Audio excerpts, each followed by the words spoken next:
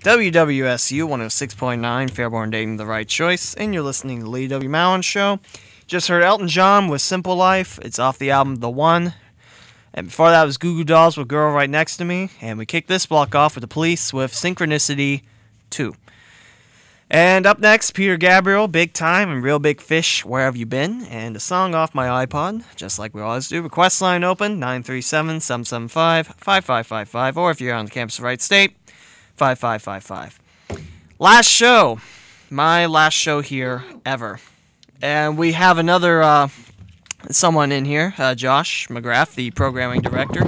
What's going on, Lee? Not much. You're eating the microphone just like this. Nom nom nom.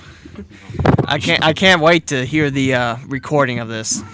You should know that I talk loud on the radio by now. Yeah, because you're like right here and you still talk like a billion decibels. Hey, what's going on, everybody? My show's a metal show. It's supposed to be louder.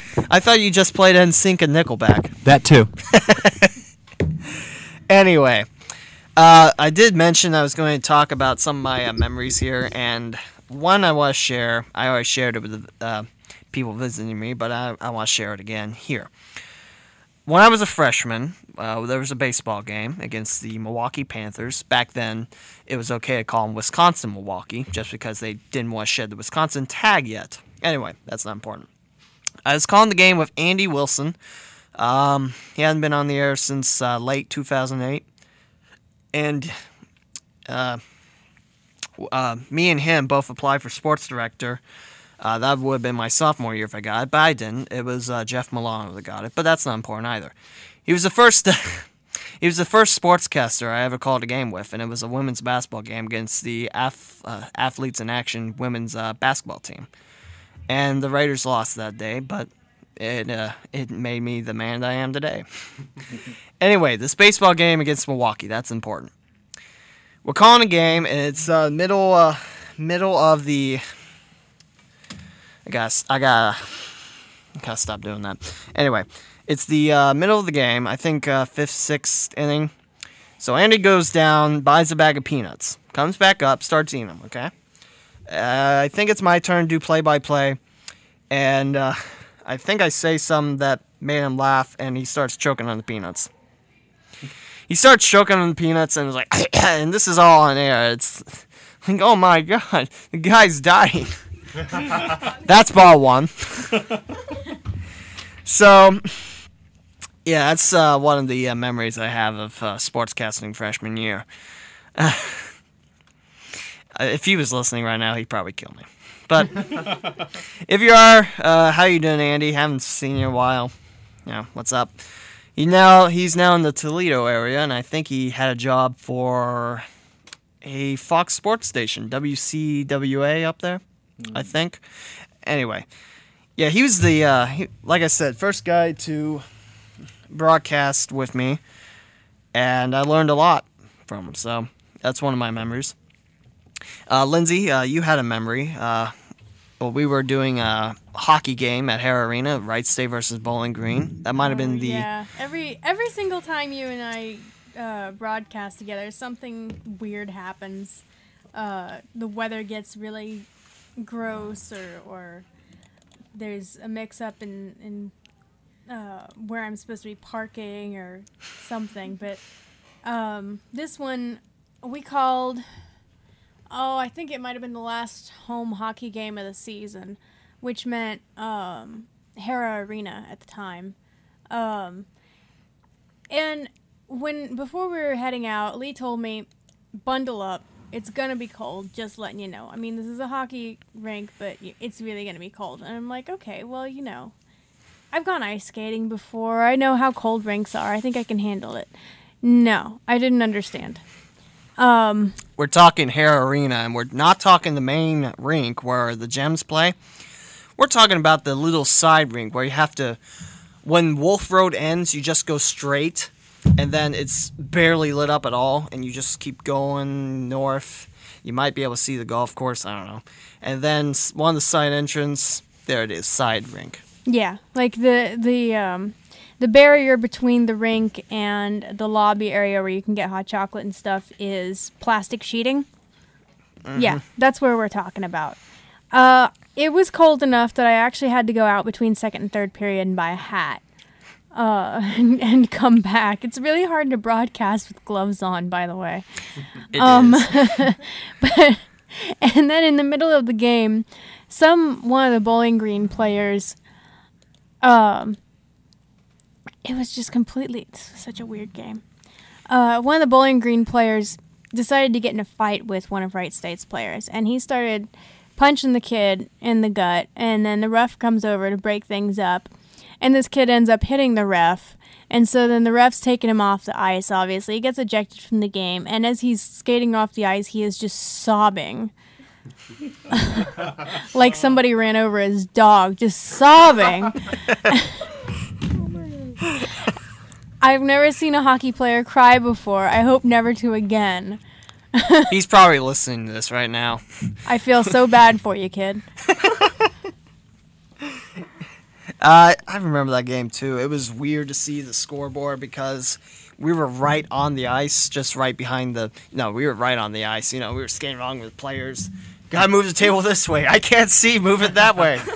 What's the score? Somebody passed it to somebody else. Can you see? Is that even our team? I'm not sure. Are they at the goal? Whose goal is that? Can you see the scoreboard? I remember. I don't know if it's that game or not. I had to go over, ask the nice employees of Hara Arena, saying, "Hey, can I get a table? Can I get some chairs?" Yeah, here you go. And went into this little storage area, and it was completely dark. I was like, "Oh, well, great. I can't see anything." So I just picked up a table, and that's not important though. I remember that game just because Lindsay couldn't see it. I always had to lean back or to see the scoreboard. If I looked just sitting up like I usually do, I wouldn't be able to see it because the glass is in the way. If I lean back, perfect vision. Mm-hmm. God, those were the days when Wright State hockey played Hara Arena. Of course, senior year they started playing at Kettering Rec, and this year they're still playing at Kettering Rec, and they're also playing in the rink in Centerville, South Metro. So, yep. Of course, sports director Brandon Kunkel. I don't know what hockey games he wants to do. I know he wants to do Wright State UD. Good choice. Good choice. Just hopefully, you guys can figure out the equipment to do it. Because if it's at Kettering Rec, I'm not coming back because A, I don't have that phone anymore that worked with a flipjack, and B, I don't know. It's my time to go. Josh, you and me have called games. Brad, you and me have called games. Leandro, you're the only one in here that... I have not touched anything sports-related the whole year I've been here. So I need to fix that. Since you love the Reds, give it a shot this year. Raiders baseball, very good program. I'm going to do it. Ran by head coach Rob Cooper, graduated from University of Miami. You say Miami University, you're talking about the one in Oxford. That's not the point. Try for a game where it's not raining the whole day. Just, that sounds like a good try. idea. If you do the beginning of the year, you might be able to go inside the press row, but any other game, you're outside. Which isn't bad if it's nice and sunny, but like Lindsay said... When it's windy, it's bad. Because all your stats are flying everywhere. Yeah. So you're putting rocks on top of your stats, and you're trying to... hoist an umbrella in a way that covers the equipment, but don't even short anything out. Don't even talk about holding up an umbrella and doing score. That's the worst. Mm-hmm. The old SID, Greg Campbell, gave me a book before he left. It was Bob Carpenter's scorebook. He's the voice of the St. Louis Cardinals, and I love that thing, and it's very easy to keep score. It's not so easy when you have an umbrella in your other hand, but... And when you're trying to duct tape down the stats, stats, and keeping track of pitches. Mm-hmm. I don't think I've ever been able to do that successfully. Mm-mm. Not once. I think. Or when you give the clicker to the person who's broadcasting with you, and they just click everything. It's like, was that a pitch? I don't know. I think I wasn't paying attention. Let's just say that was 2 pitches. Oh, is that the other team pitching? Oh, wait, was I supposed to reset that? I'll explain why I did that. I wanted to bring a little, not professionality, but a little more, what? Fun? No, I don't think fun's the word for counting pitches. You want to do something fun, Josh? Go to every baseball game. Click. Sounds like a blast. Click. Click. Here's how many. Are you keeping count? I don't know. How many games did we do without a producer last year? When I had to drive from the Nutter Center all the way to the station just to turn on the broadcast and drive all the way back, and then.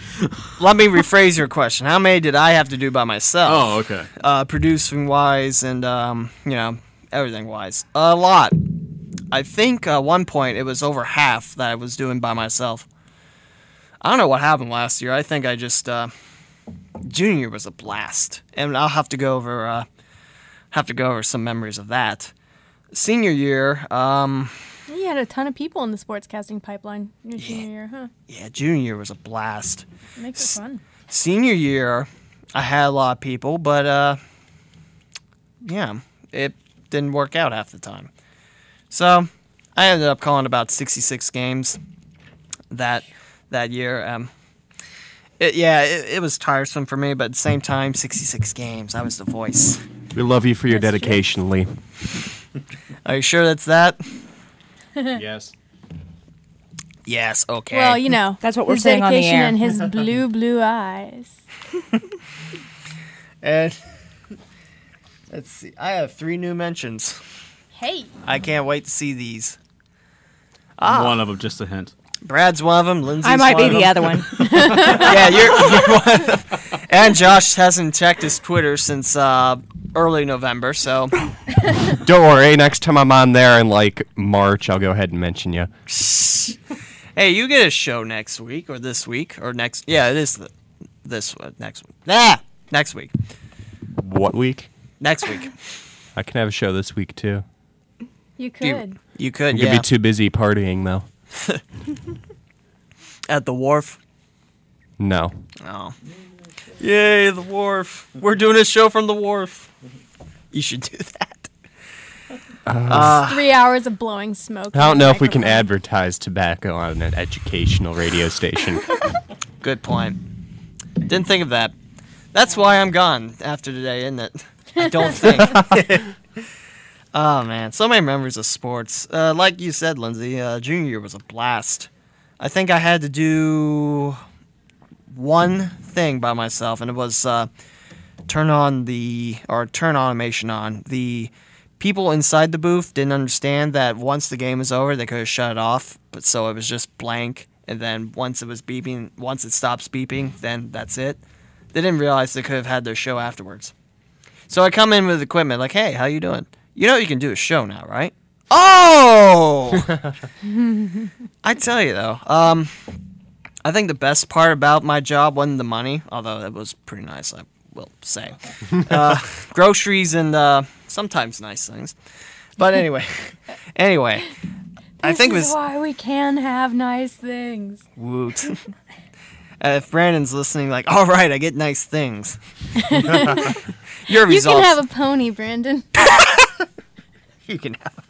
I want a pony. You can have one too. You have money. You just made my day. Thank you. Yay.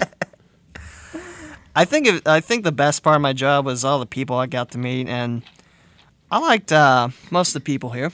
I'll say that. I liked a lot of the people here that I knew. I trained a lot of the people, either by training classes or had people sitting on my show, which don't remember who was the last one. It might have been Malone, Josh Malone. He was a frequent guest on my show in the beginning, and then he said, you know what, I'll be a DJ.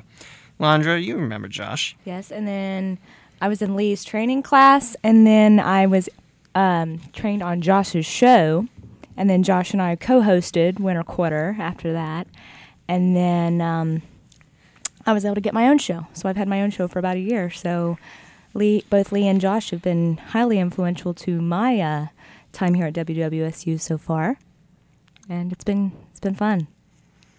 Woot. I know. Lee named I got my very show. deep there. I know. Sorry. I did name Josh's show. Yes. He wasn't sure, and I said, why not the rack? Oh, I like it. Lee delivered my show in the back of a taxi. Nice. When was this? Sweet. Was this between games? I don't remember this so much. all the games and all the shows are starting to blend in. So I mean, to be fair, it was New Year's Eve, and you were a little drunk off of those Jello shots, you know. damn it, why'd you have to point that out? Oh man, I'm gonna miss. Well, you no, guys. that wasn't New Year's Eve. Jello shots. God, I'm gonna miss all of you guys. We're gonna miss you. It can be Yes. pretty funny. Yes. He gets saucy. I've never seen it, so.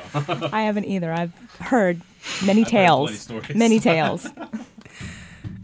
Surprisingly, I'm still pretty good at Super Mario Bros. 3 when I'm sauced. That was impressive. This is true. Yeah, Yeah. I think it started dying in the ice level, so I said, you know what, screw this. There's got to be someone else. Yeah, but that's like World 6, dude. I mean, that's pretty good. Yeah, I know, but still. I remember someone beating the game that night. Did you beat the game that night? I wasn't playing the game that night. Did Was it me? James beat the I game? don't know. I remember James, Lee, and Bots all taking turns at the game. I'm Yeah, betting and it then was, Bots and James kept dying. I was like, okay, I'll keep playing.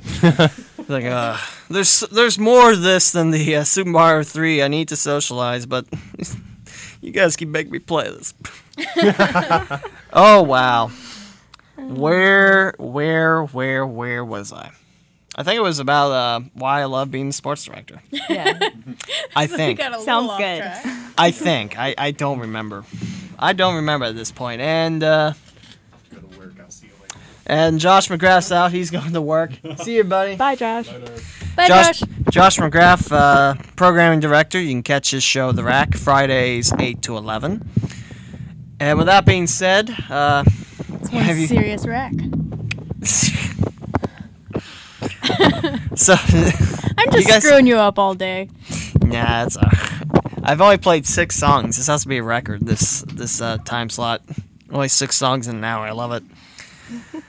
Yeah. Does anyone have any other memories before I go back to music for 3 songs? What have we got? 2 more hours here? Yep, 2 more So, hours, and then I'll it's save them for later. okay. I know, Lindsay, you're not going to be able to stay the whole time, which is all right. I still appreciate you stopping by. Oh, thanks. I gotta get these Lunchables on ice at some point. Lunchables on ice. Sounds a lot better than Disney on ice, I guess. Yeah, well, the skates are a little awkward. Or you're supposed to take the Lunchables out of the pack and then put them on skates, and then there you go, Lunchables on Oh. ice. You can't see. I've been doing it wrong this whole time. You can't see them, but at the same time, you can. Never mind. And that's my last broadcast, last sports broadcast, calling Lunchables on ice. Vegetables on ice. Lunchables on ice.